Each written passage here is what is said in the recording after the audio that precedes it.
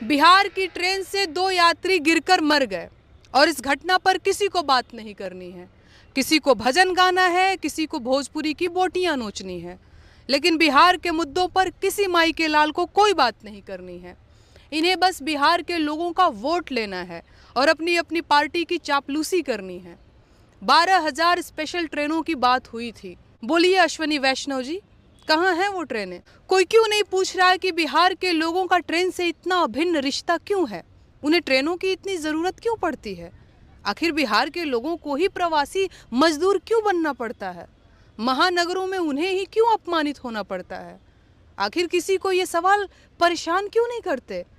बिहार में सबको राजनीति करनी है, सबको वोट लेना है, लेकिन इस सवाल पर किसी को बात क्यों नहीं करनी है? क्या बिहार के लोगों के भाग्य में प्रवासी मजदूर बनना, ट्रेनों में ठूंसा जाना और ट्रेनों से गिरकर मरना ही लिखा है? और ट्रेनों से कुचलकर ही क्यों? क्या बिहार के लोग जहरीली शराब से नहीं मरते? या अस्पतालों के बाहर लोग बिना इलाज के नहीं मरते? मुझे इनसे पूछना है कि विधायक बनने को आतुर ये रंग बिरंगे लोग जो चुपके से खुद को लोक गायक और लोक गायिका कहने लगे हैं, क्या बिहार की असल समस्याओं को सच में नहीं जानते? और अगर नहीं जानते तो चुनाव क्यों लड़ रहे हैं भाई? और अगर जानते हैं फिर भी नहीं बोल रहे हैं तो वो धूर्त और मक्कार हैं। इन्हें पहचान लिया जाना चाहिए।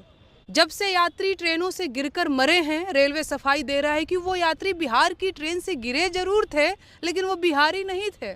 बहुत बढ़िया, कह दीजिए कि वो शराबी थे, ये भी कह दीजिए कि कूद कर मर गए और बात खत्म।